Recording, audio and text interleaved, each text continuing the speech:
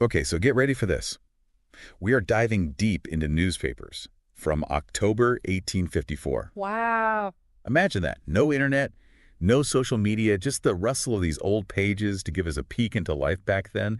Yeah. What stories grabbed people's attention? Right. What kept them up at night? That's Yeah. our mission today. It's really more than just a history lesson. 1854 America was a powder keg. Seriously, these articles are practically vibrating with the tension of a nation ready to erupt. Ooh, okay. Let's start with the global scene. The Crimean War is raging, Russia's making moves, Europe's on edge. This wasn't some minor border skirmish. No, not at all. These articles show a world holding its breath. Everyone was wondering if this conflict was the spark to ignite a larger European war.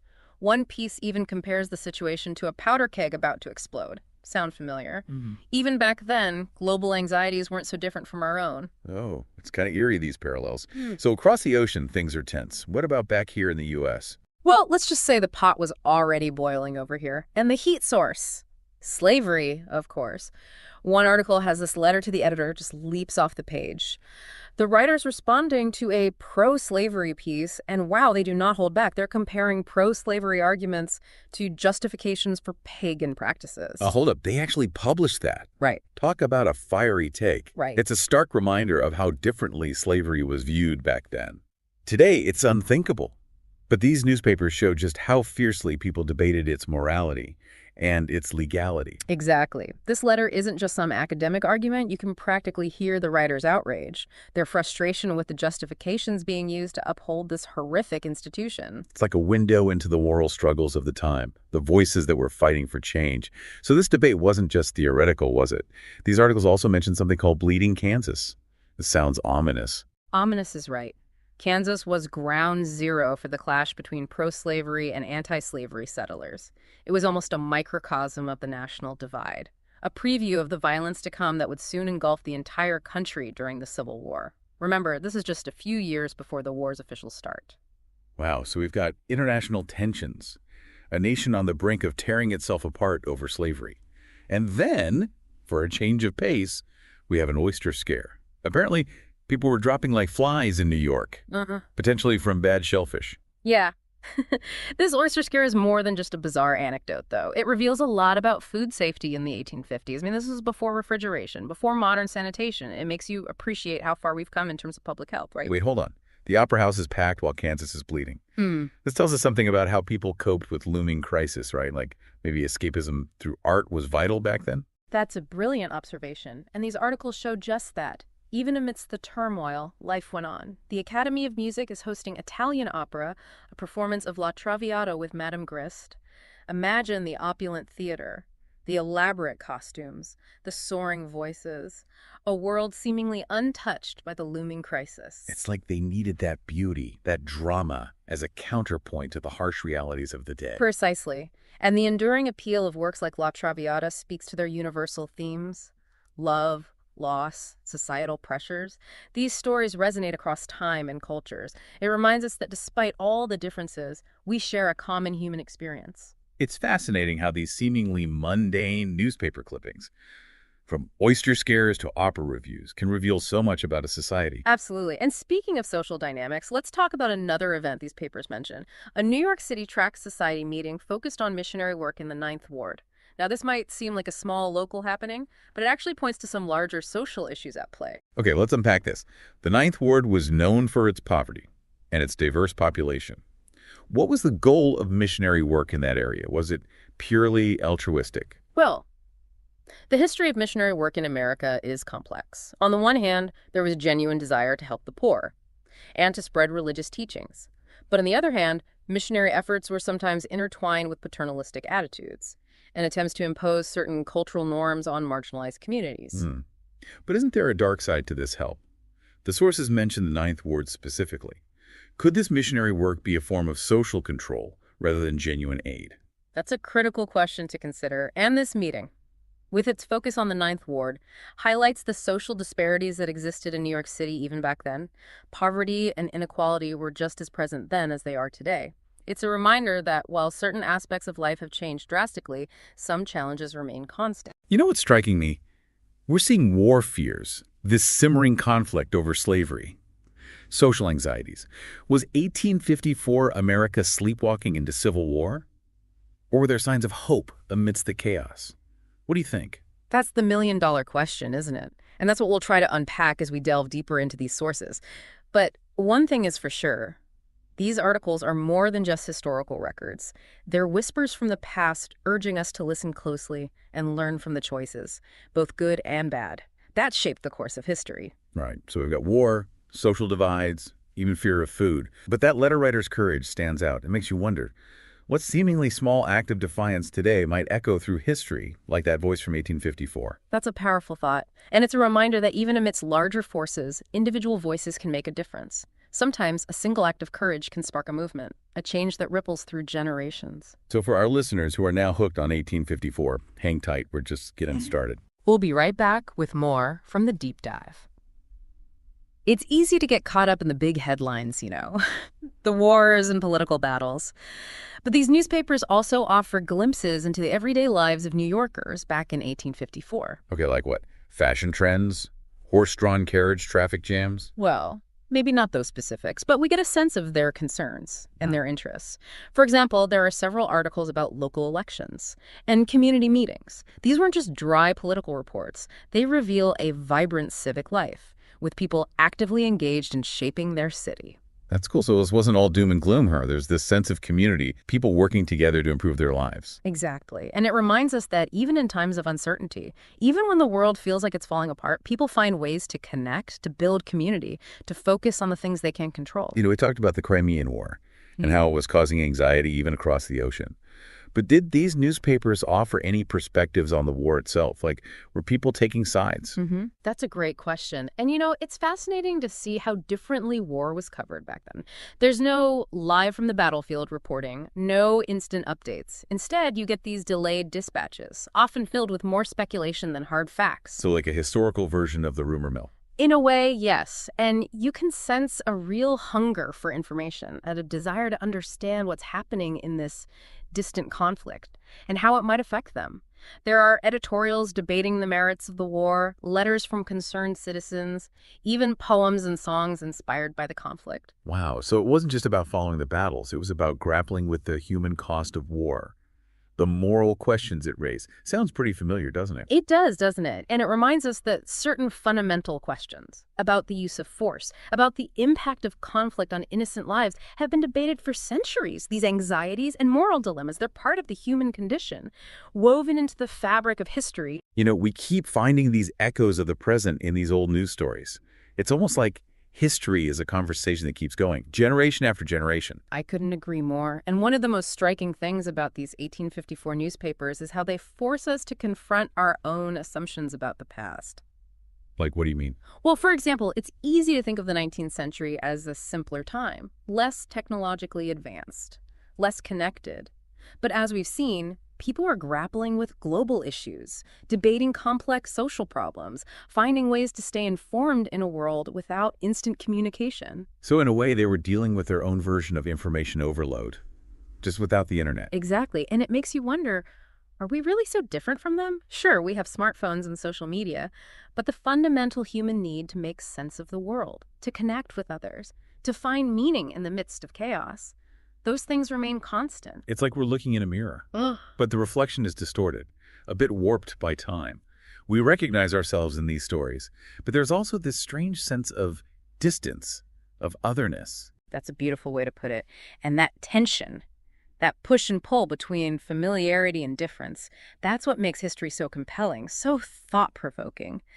It's not just about learning facts and dates. It's about expanding our understanding of ourselves, of the world we live in, of the long and complicated story of humanity. So we've been talking a lot about the big issues, war, slavery, social change. But what about the little things, the everyday details that give us a feel for what life was like back then? Well, these newspapers are filled with those little details, those glimpses into the texture of daily life. There are advertisements for everything, from patent medicines to corsets, announcements for upcoming lectures and concerts, even personal notices, lost dogs, runaway apprentices, that sort of thing. Wait, lost dogs? That's kind of endearing. Makes them seem more human, It does, doesn't it? And it reminds us that beneath the weight of history, beneath the grand narratives of progress and conflict, There were real people living their lives, facing everyday challenges, finding moments of joy and connection. Okay, so these newspapers were more than just sources of news. They were like community bulletin boards, reflecting the hopes, fears, and daily rhythms of life in 1854. Precisely.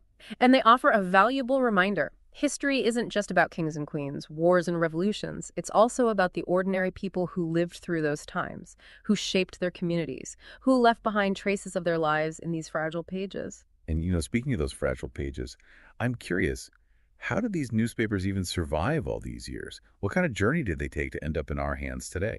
That's a question for the archivists and historians who carefully preserve these documents. But just imagine, these newspapers were once held by people just like us. Read and debated over breakfast tables, passed from hand to hand, eventually tucked away in attics or libraries, forgotten for decades, perhaps even centuries. It's like holding a piece of the past, a tangible connection to another time. And it makes you wonder, what will future generations think when they look back at our own newspapers? Our tweets and social media posts, what stories will they tell about us? That's a question worth pondering. And it underscores the importance of preserving these historical records. These glimpses into the lives and thoughts of those who came before us. They offer us a chance to learn from the past, to connect with our shared humanity, to gain a deeper understanding of the world we inhabit. We started this deep dive by asking if 1854 America was sleepwalking toward civil war. And I think what we're seeing is that it's never that simple, is it? There were so many competing forces at play, so many individual stories, so much uncertainty about the future. You're absolutely right. And that complexity, that messiness, that's what makes history so fascinating. It's not just a linear narrative, a neat progression of events. It's a tapestry woven from countless threads, each one representing a life, a choice, a moment in time. And by carefully examining those threads, we can begin to appreciate the richness and depth of the human experience, both then and now. Well, on that note, we've got to wrap up this segment of the deep dive, but don't worry, we've still got more to explore, more insights to uncover, more echoes of the past to connect to the present. So stay tuned, listeners. We'll be back soon with more from 1854. Okay, so we're back. Last stretch of our deep dive into October 1854. Going through these newspapers, it's striking how much attention they paid to crime. Pickpockets, burglaries, even a case of a stolen horse. Seems like New Yorkers are dealing with their fair share of shady characters. Well, you have to remember, this was a rapidly growing city with all the challenges that come with urban expansion, poverty, overcrowding, a lack of effective law enforcement. All of these factors contributed to a certain level of crime. And the newspapers, of course, were eager to capitalize on these stories, sensationalizing them to attract readers. Like the 19th century version of clickbait. You could say that. And it's interesting to see how the newspapers frame these stories, often using language that reinforce social anxieties about class and ethnicity. For example, there are several articles about immigrant gangs operating in the Five Points neighborhood, using terms like dangerous and lawless to describe these communities. That's a good point. Makes you wonder how much of the reporting was based on actual facts and how much was fueled by prejudice and fear of the other. Exactly. And it reminds us that even seemingly objective sources of information, like newspapers, can be influenced by the social and political biases of their time. It's a lesson that's just as relevant today as it was back then. We've talked a lot about the anxieties and uncertainties of 1854, but amidst all the turmoil, were there any signs of progress, any glimmers of hope for the future? One thing that stands out is the growing movement for social reform. There are articles about abolitionist societies organizing meetings, women's rights advocates pushing for greater equality, and even early efforts to address issues like poverty and child labor. These stories, often buried among the headlines about crime and politics, reveal a groundswell of activism, a belief that things could be better, that society could be more just and equitable. It's like these reformers were planting seeds that would eventually blossom into the social movements of the 20th century. It's a reminder that even in the darkest of times, there are always people working for change, fighting for a better future. And it's not just about organized movements. These newspapers also highlight acts of individual courage and compassion. There's a story about a group of firefighters who risked their lives to rescue a family from a burning building. A report about a local church organizing a fundraiser for victims of a recent flood. Even a small notice about a young boy who returned a lost wallet to its owner. These stories, scattered throughout the pages of these newspapers, remind us that kindness and empathy can flourish even amidst chaos and hardship. Like a counter-narrative to all the negativity and division, it shows the human capacity for good, for resilience, for coming together in times of need. Those qualities, they're timeless, aren't they? They are. And, as we wrap up this deep dive into 1854, I think it's important to remember that history isn't just about dates and events. It's about people, their lives, their struggles, their triumphs. And by listening closely to their stories, we can gain a deeper understanding of our own humanity, our own capacity for both good and evil, our own potential to shape the future. So as we return to our own time, our own challenges and opportunities, what lessons can we take away from these whispers from the past? I think the biggest lesson is the importance of perspective. By stepping outside of our own time and place, by immersing ourselves in the lives of those who came before us, we can gain a broader understanding of the world and our place in it. We can see that the challenges we face today, social divisions, political turmoil, economic anxieties, are not unique to our generation. Yeah. They're echoes of struggles that have been playing out for centuries. And just as people in the past found ways to navigate these complexities, to fight for change, to find meaning and connection, so too can we. So it's not about romanticizing the past or feeling overwhelmed by the weight of history. It's about using the past as a lens to understand the present and to imagine a better future. Exactly. And remember, history is not a static, unchanging narrative. It's a conversation, an ongoing dialogue between past, present, and future. And by engaging in that conversation, by listening to the voices of those who came before us, we can learn from their experiences, draw inspiration from their courage, and find guidance for our own journey. Well said.